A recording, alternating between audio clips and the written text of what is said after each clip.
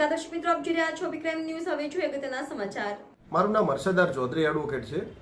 આજ રોજ ભાભર નામદાર કોર્ટમાં ફરિયાદી રાઠોડ મનનસિંહ ઉર્ફે ડીએલ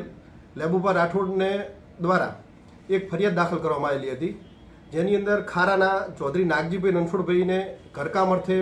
નાણાંની જરૂરિયાત ઉપસ્થિત થતાં એમણે આ જે ફરિયાદી છે એમની જોડેથી 5 લાખ રૂપિયા હાથ ઉછીના લીધેલા હતા અને ત્યારબાદ એમને એ પૈસા એમને નાણાં ચૂકવેલા નહીં, જેના કારણે ફરિયાદીએ વારંવાર તેમની જોડે ઉઘરાણી કરતા એમને ચેક આપેલો અને જે ચેક એમને એમના ફરિયાદીના ખાતામાં નાખતા તે ચેક રિટર્ન થયેલો અને ત્યારબાદ ફરિયાદીએ ન્યાય મેળવવા માટે ભાભર નામદાર કોર્ટની અંદર મારા થ્રુ ફરિયાદ દાખલ કરેલી, જેની અંદર ભાભર નામદાર જજ સાહેબ શ્રી એસપી દવેના હોય આજ રોજ તારીખ 2/1/2025ના રોજ સદર ફરિયાદ ચાલી જતા અને અમારી દલીલો ગ્રાહ્ય રાખતા આ કામના આરોપીને